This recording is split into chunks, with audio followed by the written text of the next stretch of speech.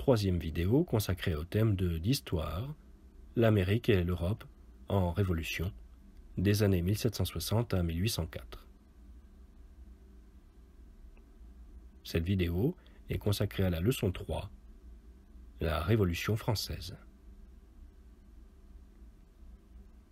En 1789, la France est en crise financière. La guerre en Amérique a plombé le royaume, les impôts écrasent le peuple, alors que la noblesse et le clergé sont exemptés de taxes. Pour trouver une solution, le roi Louis XVI convoque les États généraux. Une assemblée extraordinaire réunissant les trois ordres de la société française, la noblesse, le clergé et le tiers-État, qui représente le peuple. Les élus du tiers-État sont bien entendu les plus nombreux. Mais lors des votes, le roi ne compte pas les voix, qui donneraient l'avantage au peuple. Mais le roi compte les ordres. Le tiers-État se retrouve ainsi toujours en infériorité. La parole du peuple n'existe pas. Les élus du tiers-État se révoltent et organisent une nouvelle assemblée, l'Assemblée nationale constituante. Allez dire à ceux qui vous envoient que nous sommes ici par la volonté du peuple, et nous n'en sortirons que par la force des baïonnettes.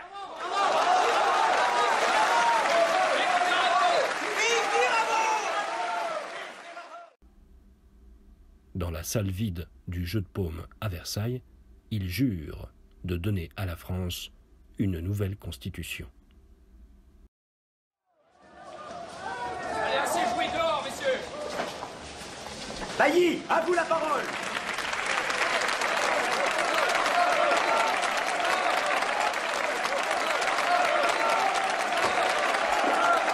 Silence. Silence. Faisons le serment, ici et maintenant, de ne jamais nous séparer et de nous rassembler partout où les circonstances l'exigent jusqu'à ce que nous ayons donné à la France une constitution.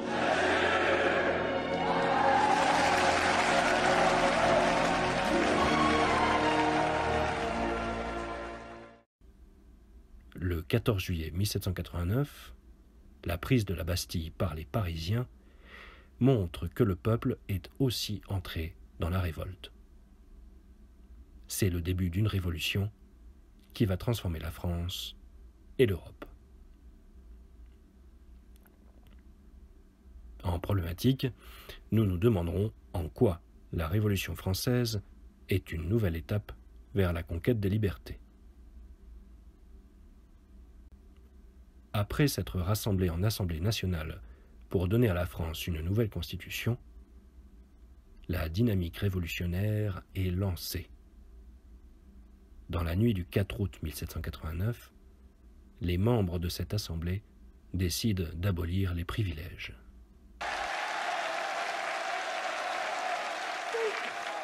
Dites au peuple que vous reconnaissez l'injustice de ses droits acquis dans des temps de ténèbres et d'ignorance.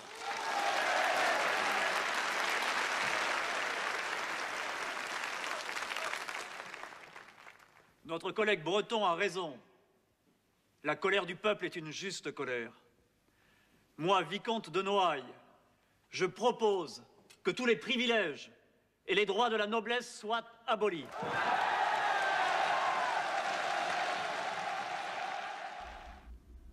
En une nuit, une révolution sociale est accomplie.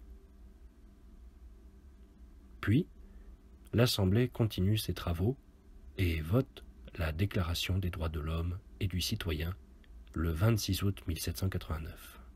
Les représentants du peuple français, constitués en Assemblée nationale, considérant que l'ignorance, l'oubli ou le mépris des droits de l'homme sont les seules causes des malheurs publics et de la corruption des gouvernements, ont résolu d'exposer dans une déclaration solennelle les droits naturels, inaliénables et sacrée de l'homme.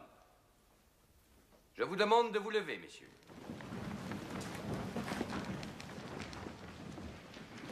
Article 1er. Les hommes naissent et demeurent libres et égaux en droit. Les distinctions sociales ne peuvent être fondées que sur l'utilité commune. Ces droits sont la liberté, la propriété, la sûreté et la résistance à l'oppression. Le principe de toute souveraineté réside essentiellement dans la nation. La loi n'a le droit de défendre que les activités nuisibles à la société. Tout ce qui n'est pas défendu par la loi ne peut être empêché. La loi est l'expression de la volonté générale. Tous les citoyens étant égaux à ses yeux, sont également admissibles à toute dignité, place et emploi public. Nul homme ne peut être accusé, arrêté, ni détenu que dans les cas déterminés par la loi. Tout homme est présumé innocent jusqu'à ce qu'il ait été déclaré coupable. Nul ne doit être inquiété pour ses opinions, même religieuses. La libre communication des pensées et des opinions est un des droits les plus précieux de l'homme. Tout citoyen peut donc parler, écrire, imprimer librement, sauf à répondre de l'abus de cette liberté dans les cas déterminés par la loi. Elle trace les grandes lignes de la future Constitution, ne laissant au roi qu'un pouvoir très limité. Comme les Américains qui avaient proclamé leur Déclaration des droits, l'Assemblée nationale proclame les principes de son programme révolutionnaire. Alors que les Français n'avaient auparavant que des devoirs, on proclame désormais leurs droits. De sujets du roi, ils deviennent maintenant des citoyens. Et l'État n'existe que pour les protéger. L'individu s'affirme. Les inégalités d'hier disparaissent et les hommes deviennent égaux. Et ces droits ne sont pas réservés qu'aux seuls Français. Ils appartiennent à tous les hommes. La Révolution française a donc un caractère universel. Face à ces changements, Louis XVI décide de s'enfuir discrètement de Paris le 21 juin 1791, afin d'organiser ses troupes et imposer à nouveau son autorité dans son royaume. Il est arrêté à Varennes et ramené à Paris. À partir de ce moment-là, le loyalisme à l'égard de Louis XVI est frappé à mort. La France de la Révolution a été trahie par son roi. En Europe, les immigrés de la noblesse contre-révolutionnaire mobilisent les monarchies pour renverser la Révolution en France. Les rois d'Europe finissent par s'unir et déclarer la guerre à la France. Dans le même temps, des mouvements contre-révolutionnaires éclatent en France comme en Vendée. Face à ces nombreux périls, en 1792, la royauté est abolie. Messieurs, un peu de silence. Messieurs, en ce jour mémorable où la Convention nationale, élue par tous les Français, se réunit pour la première fois, je mets aux voix la proposition du citoyen Collot d'Herbois, proclamer à la face du monde que la monarchie est abolie en France.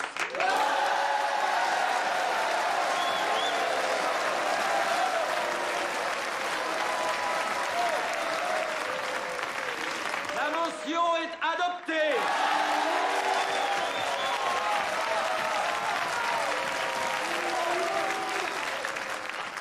Je propose que la nouvelle Constitution de la République élaborées par cette convention soient soumises au peuple français comme un tout pour être approuvées.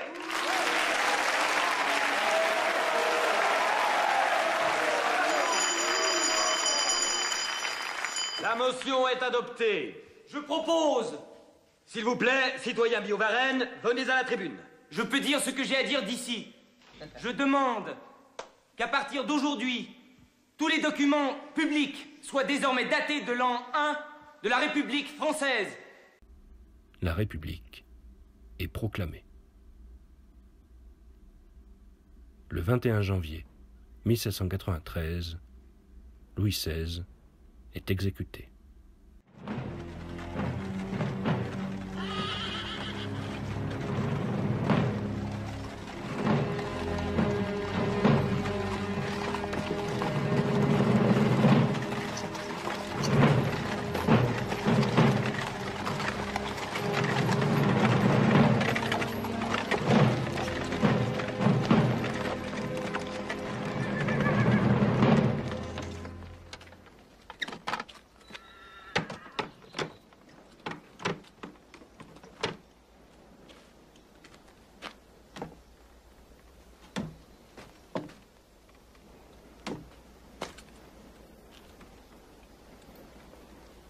Citoyen, Dites-moi ce que je dois faire, monsieur. il faut enlever votre redingote et votre cravate.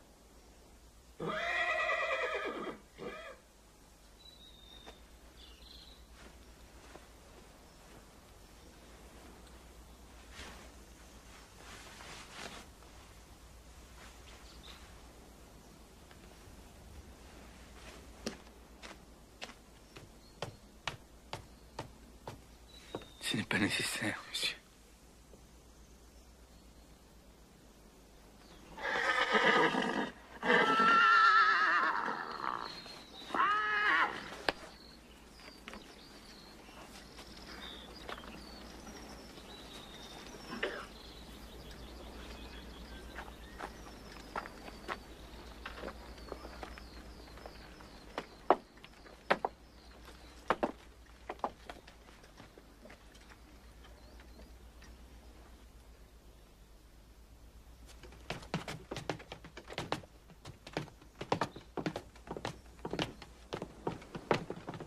Je meurs, innocent de tous les crimes dont on m'accuse.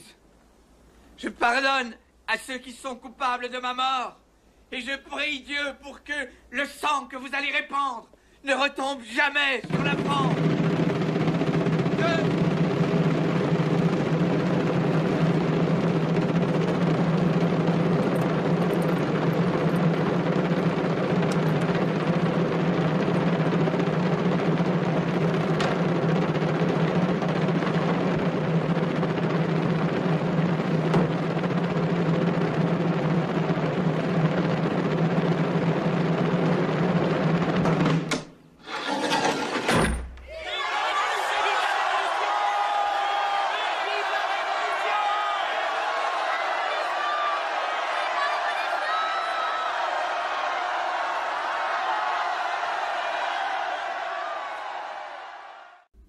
La mort du roi affirme le caractère radical et implacable de la Révolution française.